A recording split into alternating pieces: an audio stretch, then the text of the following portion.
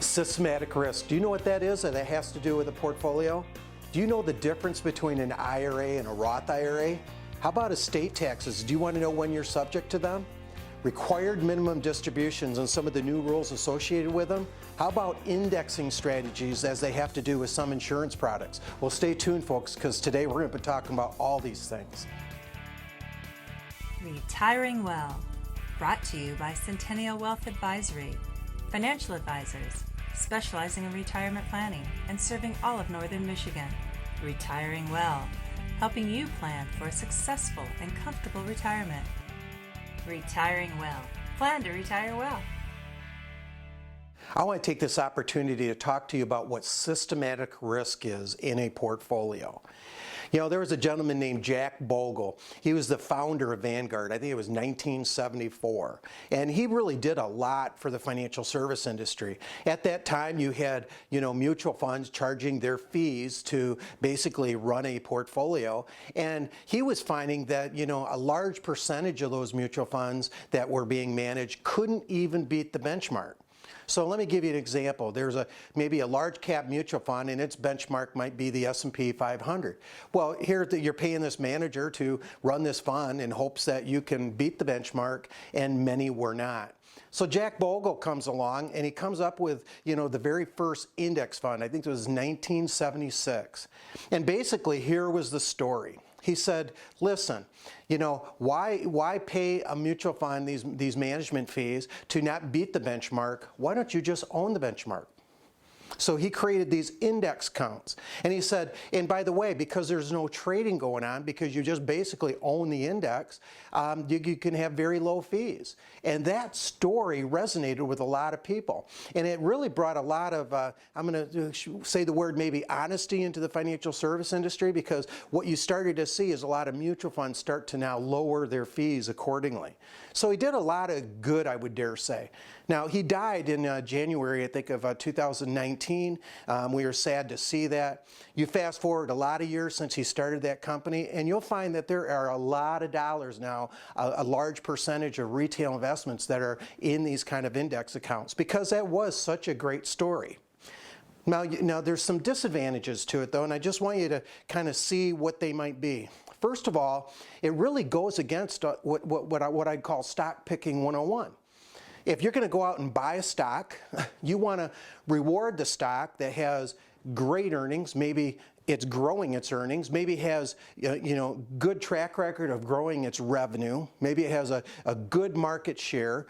And you want to buy that stock because it's good value, because you think it's going to grow in value. Okay?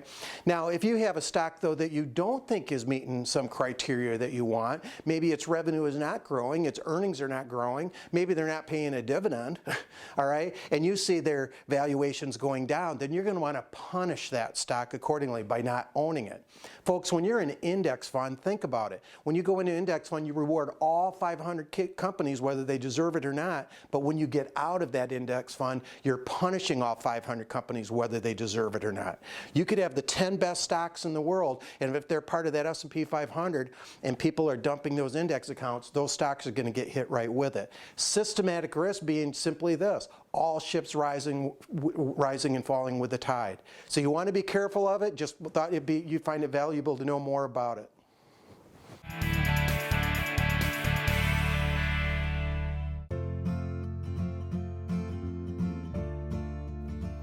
Every success story starts with a plan. The success of your retirement depends on a solid financial plan. If you are nearing retirement or already retired, we invite you to an informative live event to help you plan to retire well. There is no cost and no obligation, and dinner is on us. We are Centennial Wealth Advisory, financial professionals, specializing in retirement planning and serving all of Northern Michigan with offices in Traverse City, Cadillac, Petoskey, and Gaylord. Our presentation includes highlights of the Tax Cuts and Job Act of 2017 and the big opportunity it presents over the next 7 years. The surviving spouse tax trap, how can you avoid it? How two similar portfolios can end up with two drastically different results. What's the definition of a bull market? Do you know your risk exposure? and much more. Call 888-608-5825 to register and choose the date and location that works best for you. Tuesday, March 10th at Boone's Long Lake Inn in Traverse City. Thursday, March 12th at Lakeside Charlie's in Cadillac, or Tuesday, March 17th at Big Buck Brewery in Gaylord. The live event starts at 6 p.m. and is free to attend with a complimentary gourmet dinner to follow, but seating is limited and tends to fill quickly. Call 888-608-5825 to reserve your seats today. There is no cost and no obligation. Don't miss this important live event to help you plan to retire well. Call 888-608-5825 today. Hi, welcome back. Listen, in this segment, I want to talk to you about IRAs and Roth IRAs and kind of some of the main differences between the two. When you put in or contribute to an IRA, you get a tax deduction. Okay? That means you're not having to pay tax on that contribution. And you get what's called tax deferred growth, meaning it's that money in that IRA is growing tax deferred. You're not having to pay tax on that. But by the time you get to the distribution phase, now it's fully taxable, because you have to understand this is money that's never been taxed. And so now as you take out Uncle Sam's there, they want their share. Okay? In a Roth IRA, it's a little bit different. You're putting in with after-tax dollars, meaning you're paying the tax on the money going up front. But like an IRA in the sense that you get tax-deferred growth. Okay, it's going to grow and you're not going to have to pay tax on that part. But the beauty of a Roth IRA is once you get to the distribution phase and now have to take money out, it's not taxable. Okay, now there's some qualifications that you have to reach in order to take the money out, but once you get to that retirement age and you're pulling out, it's going to be tax-free. Highly advantageous, right, especially in tax planning. Now, the concept would be if I'm in my working years and maybe in a high income tax bracket, having that tax deduction is highly beneficial, so I might want to be more apt to put into an IRA. All right. The idea being that I save at this rate and then lo and behold I might be in a lower bracket later on, maybe when I retire, so I save at this rate, pay at this rate. Highly advantageous. But if I'm a younger taxpayer, maybe I don't have that high income yet, I'm just kind of building up my career, I'm already in a low bracket, maybe a Roth IRA might be more advantageous because, you know, again, with a Roth IRA, I don't need to save at that high rate. So I'm in a low bracket, probably going to be in a low bracket by retirement. So I don't need that tax deduction. But what I do want, I've got all these years that I can have that money grow tax deferred so that when I pull it out at retirement, now it's tax free. Highly advantageous maybe for that person. Now, there's a lot of what you call 401ks out there. Okay, these are company plans that the employer puts into and the employee can put into, right? Now, a lot of these plans will have features where they have a pre-tax method and they have a Roth IRA option that you have available. It's important to understand that the employer portion that goes into those plans, the match as they call it, that has to go into a pre-tax plan, meaning it has to be where you don't have to pay tax on their contribution. So that's go pre-tax. But you have the choice of picking pre-tax or Roth IRA. So maybe for somebody like you, you might want the company put their part in, their match, but you put into a Roth IRA part, especially if you're in that low bracket. Now, folks, you know, understanding the difference between an IRA and Roth IRA is very important. I mean, a Roth IRA is really nice once you get to retirement, especially in tax planning. So if you're somebody that's got, you know, got some of these monies and maybe those different buckets and you want to see which one might be more advantageous to you, then I encourage you, give us a call and we'll help you through that. Larry, I'm really glad you brought up that topic of systematic risk, and it's something that I think is important for you to understand, especially if you're in a case where you're in a 401k and maybe here you were 20, 25 years old just getting started into your retirement plan and you're contributing into a 401k plan and perhaps you sat down with an advisor and to better understand what your options were. And at that point in time, maybe they said, oh, you've got plenty of time that you're going to be working. We're going to put you in this aggressive strategy and just hope that it works out over the next 30, 40 years that you're working. I mean, that's what we come across so often. And so it's something then, I don't know if you've revisited that as you're getting closer to retirement, but that's something that you really want to be paying attention to as you're drawing closer to retirement, to make sure that you're not, positioned in a way where you could have a major drawback on your portfolio prior to retirement, because that's a big risk, and we see it quite often, Larry. Well, John, the idea is if my portfolio is operating right along with the market, if the market's cooperating, this is a good thing, right? But if the market's not cooperating and it's like a 2008 or 2000 through 2002 and market's dropping to half its value and my portfolio's kind of going along with it, I'm going to be concerned about that. Folks, we have the ability to get behind any portfolio and actually extrapolate, what the beta is in that portfolio, meaning how closely associated with a benchmark it really is following, and how that portfolio did in 2008 or maybe 2000 through 2002. So somebody can see how much the drawdown is. So knowing how much risk you are taking is very, very important. And then regarding these IRAs, we were talking about that a little. So many people have heard of Roth IRAs, but they're not quite sure what they are and how they operate and whether they should be or should not be doing them. Yeah, and it's interesting, Larry. Sometimes people come to us and say, well, I'm not sure about Roth IRAs. They're too risky. And I sort of have somewhat of a puzzled look on my face, because it's like you could leave cash sitting in a Roth IRA. It's not the degree of risk. It's just from the IRS perspective, how the taxation. So the fact that Roth IRAs grow tax-free and future distributions are tax-free can be a great benefit, especially when you get into your retirement years. Yeah. So folks, if you're somebody that wants to know whether a Roth IRA is good for you or how they operate, if it's best, then give us a call. We'd be glad to discuss that with you. Now stay tuned, because in the next segments I'm going to be talking about estate taxes and RMDs. So stay tuned.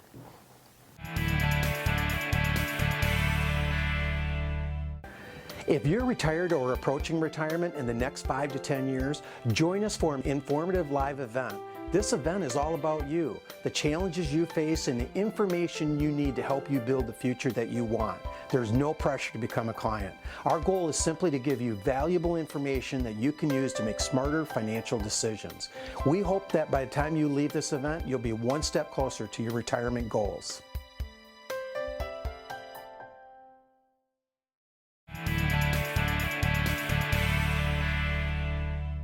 Welcome back. I want to talk to you about what's called the estate tax exemption. Okay, now this is an amount that the IRS establishes that you can have, that you can pass on as an inheritance to your heirs, okay, without them having to pay estate tax. Okay, now if you didn't know this, under the old law before the Tax Reform Act of 2017, that amount that you could pass on without any estate tax was about $5.5 million. And if you were married, now it's basically $11 million that you could pass on. Well, with the Tax Reform Act of 2017, they doubled that again. So now, as an individual, you can pass on a little over $11 million, but if you're married, now it's $22 million. So you can see that not a lot of people or heirs are having to pay what you call estate tax on their inheritance anymore. Now, one thing that's an exception is IRAs. IRA money has never been taxed. That's not something that you can pass on to your heirs without any tax being paid. Now, I want you to be careful. In old estate planning law, a lot of attorneys would create these trusts that could double the estate tax exemption. Okay? When that estate tax exemption was much lower, let's say at $500,000, that kind of planning was very necessary, especially if somebody had a large estate. But now that the estate tax exemption is so high, I don't see a lot of attorneys doing that kind of planning. But if you had a trust that was done prior to January of 2011, and its sole purpose was to do that kind of planning where it was breaking up your trust into two so you could double that estate tax exemption, you're going to find out that with the new rules from January 2011, it might make that trust a disadvantage. Now, a lot of these estate planning attorneys will tell me that all they have to do is put an amendment into your existing trust, but if you haven't had your trust reviewed since that time and you remember your trust being created for that purposefully, then you're going to want to get with an attorney and have that amendment done. Now, another thing just to recognize with, estate planning is that when you pass on an inheritance, they get a step up in basis. So if you pass on a house that maybe you only paid $50,000 for, it's now worth $200,000, they get the ability to step it up and say now they paid $200,000 for it. So if they sell it, it's going to much lower the gain. So hopefully you found this informational. If you don't have an estate plan and you want to kind of be directed to somebody that might be able to help you, we work very closely with a lot of the estate planning attorneys. We'd be glad to help.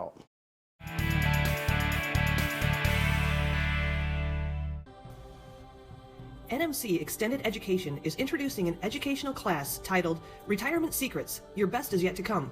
Our very own Larry Flynn will be the presenter. If you are nearing retirement or already retired, then this class is for you.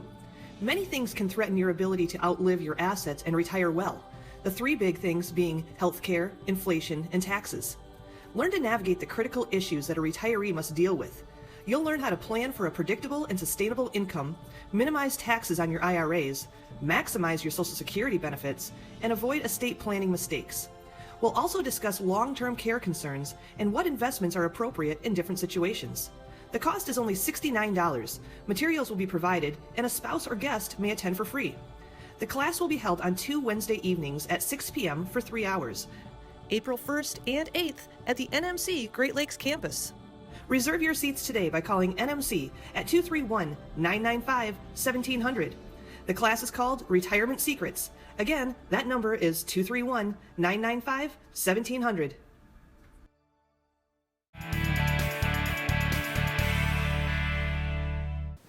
In this segment, I want to talk to you about required minimum distributions, or what we call RMDs. Now, what are they? You have to understand, if you're in an IRA, this is an account that you put in with pre-tax dollars. Okay, it grew tax deferred, so no tax has ever been paid on this account. And now, who's there that wants to have their money? It's Uncle Sam, all right? So they put an age requirement in that said that once you reach a certain age, you have to start taking money out of these accounts. Now, the old rule used to be 70 and a half. Now, don't ask me where they came up with a half. I've never been able to understand that, where that came from, why they didn't just use a round number, but it was there. So in the year that you turned age 70 and a half, you were required to take a required minimum distribution out. Now, a lot of people say, well, how much is that? It's basically 3.6% of your total IRAs you had as of the last calendar year. And then every year thereafter, based on these lifetime tables, that percentage was growing. So this is money now they're requiring you to take out because why? They want their tax dollars from this, right? Because it's money that's never been taxed. Now with the new Secure Act that signed into law in 2019, they've raised that age now to 72. Now they're using a round number, right? So here's the deal. As of December 31st of 2019, anytime before that, if you turned age 70 and a half, you fell under the old rule. You now have to take required minimum distributions in that year. If you turned 70 and a half after that date, which would be December 31st of 2019 or into 2020, the new rule is you can wait to age 72. That's when you're required to start taking them out. Now, a lot of people like to be able to take those required minimum distributions and give directly to charity. That was allowed under the old law. Now it's still allowed under the new law. You can take the required minimum distribution, give it to charity, and then you'll get a 1099 at the end of the year, but it will be not taxable. Now, that's advantageous to somebody who can't itemize their deductions and take charitable contributions. So if you're somebody that's required to take these distributions out, you don't have enough charitable deductions to be able to itemize with, then that's a great way to give. Just give it directly to charity, and then you don't have to pay tax on that income. Now, a lot of people want to try to do the required minimum distribution and make a Roth conversion at the same time. That we can't do. We can't use a required minimum distribution to satisfy a Roth conversion, so that's very important to know. The other thing we'll have, if you're that person that fortunately has money, doesn't need the required minimum distributions, well, you can just put it into a savings account, or maybe you can direct it to life insurance that can maybe leave a bigger legacy to your heirs. So if you're somebody that just wants to know more about the required minimum distributions, then I encourage you, give us a call. We'll gladly sit down and show you how they work and see if it's beneficial to you. Thanks again, Larry, for talking about the estate taxes. And if that's you and you're over, the $22 million mark, then obviously we'd be happy to sit down and talk about that. But it's one where, we're not coming across as many cases where you have to worry about the estate taxes, but it is important to be paying attention to your estate planning. I mean, there's so much that could or should be done during your lifetime, whether that be wills, trusts, beneficiary designations, or along with that, then the tax planning piece. And that's where I think we try to provide value to our clients in understanding sort of where you are today, but what does that look like over your lifetime? And so sometimes that might be, with different stocks, how you have a step up in basis at when you pass away, but there might be, different IRA accounts that you should be looking at, like Roth IRAs, or maybe you have a non-qualified annuity where there's been these interest earnings accumulating, but you haven't paid taxes on. So there's a number of different areas that you want to be paying attention to,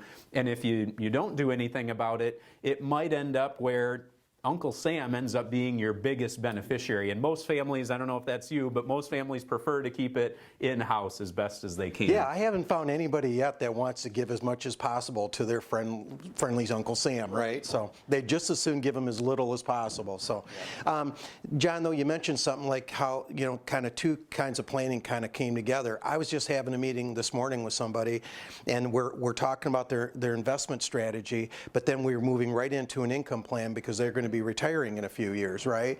But then all of a sudden we were recognizing all their accounts were in 401ks, IRAs, so we're talking about, okay, how can we transition some of this over into Roth? How's that going to be, affect our income? And then they're saying, well, there's going to be a few years there where I'm not going to have health insurance. How does that planning come into play? So folks, when it comes to holistic planning, it's so vitally important they all work together. And as you make decisions in one regard, you're affecting other decisions in other areas too.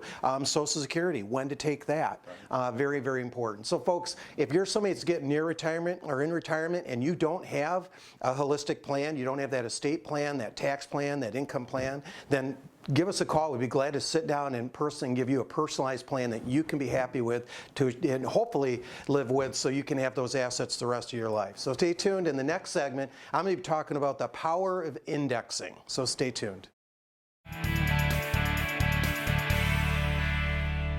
Are you retired or approaching retirement in the next 5 to 10 years? Join the Centennial Wealth Advisory team for an exciting presentation with complimentary gourmet dinner and learn essential financial strategies for a comfortable retirement. 3 dates and locations to choose from. Call 888-608-5825 to reserve your seats today. There is no cost and no obligation. Call 888-608-5825. I want to talk to you about what's called the power of indexing. Now, folks, there's a lot of these insurance products out there that will have these indexing strategies, and I think it's important to just kind of understand how they work. First of all, on this axis here, I have $90,000, $100,000, $110,000, $120,000, $130,000. And then along this axis, I've got 5 years, 1, 2, 3, 4, and 5 years. Now, in each and every one of those years, the stock market, I'll pick, let's say the S&P 500 index, is going to make 10% in year 1. It's going to make 20% in year 2. It's going to lose 25% in year 3. It's going to make 5% in year 4. And then it's going to make 20% in year 5. So just one down year. Now, if you look at that, if you average it out, in that 5-year period, S&P 500 basically averaged about 6%. Now, I'm going to take an investment that starts off at $100,000 right here in this white line. And in the first year, it's going to be tied to the S&P 500 totally. So that investment went up 10%, so it went from 100 to 110,000. And the next year it grew 20%, so it from 110 went up to 132,000. But then had a 25% loss, so it went from 132 down to 99,000. Now at this point, after 3 years, they're just down 1,000, right? In the fourth year, it makes 5%, so they get up to 104,000. And then in the fifth year, it makes 20%, so they get all the way up to 125,000. Now, if you look at the average for that investment, 25,000 over 5 years, basically it averaged 5%. And it didn't average what this one did, the S&P did in that time, because it had that one down year, right? Now, take an index account. Okay, this is one that says you're going to give you, none of the down. So if the S&P 500 is down, you make 0. But if the S&P 500 is up, they're going to give you 50% of the up. Again, 50% of the up in the S&P 500, none of the down. So what happens? That same investment of 100,000 in the first year made half of this 10%, so it went up to basically $105,000. Okay. In the second year, it made 20%, so it went up to 115. But in the third year, because the market was down, it made 0, so it stayed at 115. All right. In the fourth year, it makes 5%, so it goes up to 118,000. And then in the fifth year, it makes 20%, got all the way up to 130,000. Now, they only give you half the up and none of the down, but in that period of time, averaged 6%, and there was no risk of loss whatsoever. So folks, sometimes these accounts can be appropriate, but I just want to kind of illustrate how they work. So maybe if you have one of them, you can make a better decision regarding it. Thanks again, Larry. Power of indexing, I think, is really important for you to understand when it comes to your retirement planning. And again, these are different insurance companies, typically through the use of life insurance or different indexed annuities, where these come into play. And so you have to obviously have the proper licensing and all of that to be discussing that. And so that's something, though, that we think is a valuable tool when it comes to retirement planning. If you're in a scenario where maybe you're at a stage of your life where you say there's maybe a portion of your retirement where you don't want to see the risk anymore with your portfolio, and so this is a way where you can ultimately structure it to have an indexed approach. And like Larry did so well of showing, depends on the returns and past performance and all those numbers, but sometimes can do fairly well without taking on that big of a risk. Yeah, John, the reason I did that segment is I had somebody in that was recently come in. They've got this indexed annuity. They had no idea how it worked, and they said, would you mind just explaining this a little bit to me? And we actually went through all the features of it, and at the end they said, I actually like that. That wasn't a bad thing. Now, is that the right thing for all folks? Maybe not, because there's some negatives when you get involved in those kind of insurance company products, because they want you to stay with them for a certain amount of time. So if you don't have sufficient liquidity, you're not going to want to tie up anything for a long period of time. So folks, if you're somebody out there that has this annuity, maybe it's a variable annuity, and you remember your advisor explaining the details to you, but you're not sure anymore, and you just want it explained, then I encourage you, give us a call. We'd gladly sit down with you, show you what you have, show you what the features are, and let you decide for yourself whether it's good or bad. So encourage you, give us a call when you get a chance. We appreciate it.